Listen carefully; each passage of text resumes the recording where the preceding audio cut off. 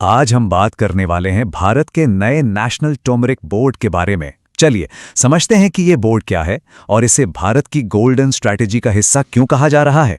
तो सबसे पहले ये टॉपिक खबरों में क्यों है। देखिए, हाल ही में तेलंगाना के निजामाबाद में नेशनल टर्मरिक बोर्ड के हेडक्वार्टर्स का उद्घाटन हुआ है और ये एक कह सकते हैं कि एक बहुत बड़ा कदम है जो भारत के टर्मरिक सेक्टर के भविष्य को एक नई दिशा देगा। तो चलिए सबसे पहले यही समझते हैं कि ये नेशनल टर्मरिक बोर्ड आखिर है क्या और इसका काम क्या होगा। देखिए, इस बोर्ड का जो ऑफिशियल मकसद है वो बिल्कुल साफ है। इसका काम है टर्मरिक से जुड़े सभी मामलों में लीडरशिप देना, अलग अलग सरकारी एजेंसियों के साथ तालमेल मतलब कोऑर्डिनेशन बिठाना और कुल मिलाकर भारत के पूरे टर्मरिक सेक्टर के डेवलपमेंट और ग्रोथ को बढ़ावा देना। और ये जानना भी जरूरी है कि ये बोर्ड सीधा ministry of commerce and industry के अंडर काम करेगा।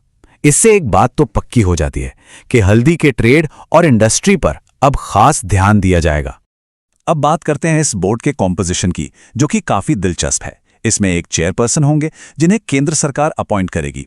इनके अलावा इसमें मिनिस्ट्री ऑफ आयुष यानी आयुर्वेदा, योगा एंड नेचुरोपैथी, यूनानी, सिद्धा एंड होम्योपैथी, साथ ही साथ फार्मा और एग्रीकल्चर मिनिस्ट्री के मेंबर्स भी होंगे।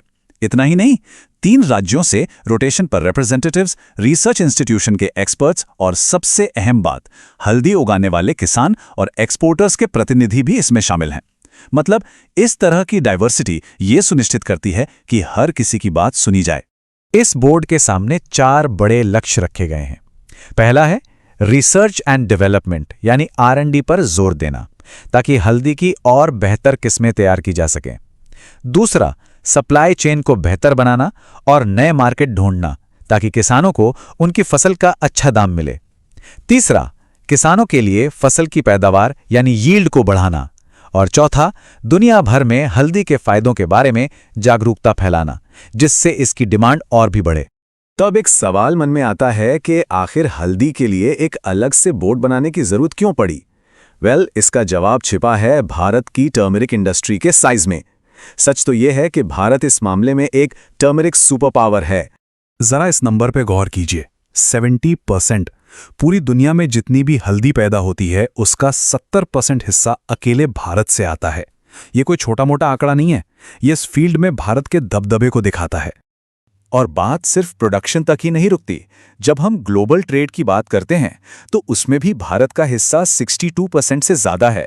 आसान शब्दों में कहें तो दुनिया के बाजार में बिकने वाली ज्यादातर हल्दी मेड इन इंडिया ही होती है।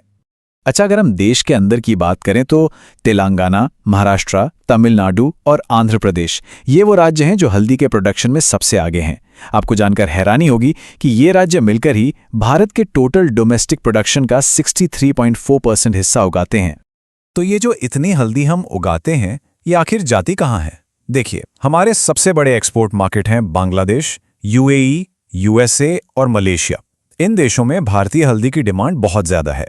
चलिए, अब हमने बोर्ड और इंडस्ट्री के बारे में तो जान लिया। अब जरा इस गोल्डन स्पाइस यानी हल्दी को थोड़ा और करीब से समझते हैं। टर्मरिक या हल्दी असल में एक अंडरग्राउंड स्टेम है जिसे साइंटिफिक भाषा में राइजोम कहते हैं। और इसका ये जो वाइब्रेंट सुनहरा रंग है और जो इसके औषधीय गुण हैं, उन्हीं की वजह से इसे गोल्डन स्पाइस का नाम मिला है। इसके हेल्थ बेनिफिट्स तो हम सब जानते ही हैं। ये एक बहुत पावरफुल एंटीऑक्सीडेंट है और शरीर में इन्फ्लेमेशन यानी सूजन को कम करने में भी मदद करती है। इसे उगाने के लिए 20 से 30 डिग्री सेल्सियस का ट्रॉपिकल क्लाइमेट और ऐसी मिट्टी चाहिए जिसमें पानी ना रुके। और ये दोनों ही चीज़ें भारत में आसानी से मिल जाती हैं। भारत में हल्दी की डाइवर्सिटी और प्रीमियम क्वालिटी कमाल की है। हमारे पास कई GI टैग्ड किस्में भी हैं। GI टैग का मतलब होता है ज्योग्राफिकल इंडिकेशन टैग। ये एक तरह की गारंटी है कि वो प्रोडक्ट एक खास जगह का है और उसकी क्वालिटी और पहचान उस जगह से जुड़ी है, जैसे कि महाराष्ट्र की सांगली हल्दी या फिर मेघालय की बहुत मशहूर लाकाडोंग हल्दी। तो आखिर में एक सवाल सोचना बनता है, क्या इस डेडिकेटेड बोर्ड के बनने के बाद भारत का ये गोल्डन स्पाइस ग्लोबल स्टेज पर और भी ज्यादा चमक पाएगा? खैर, इस बोर्ड का बनना निश्चित रूप से इस दिशा में एक बहुत बड़ा और पॉजिटिव कदम है। इस वीडियो को देखने के लिए धन्यवाद। अगर ये वीडियो आपको पसंद आया हो तो लाइक जरूर करें, शेयर करें उन दोस्तों के साथ जिन्हें UPSC, लॉ या जनरल नॉलेज की तैयारी करनी है।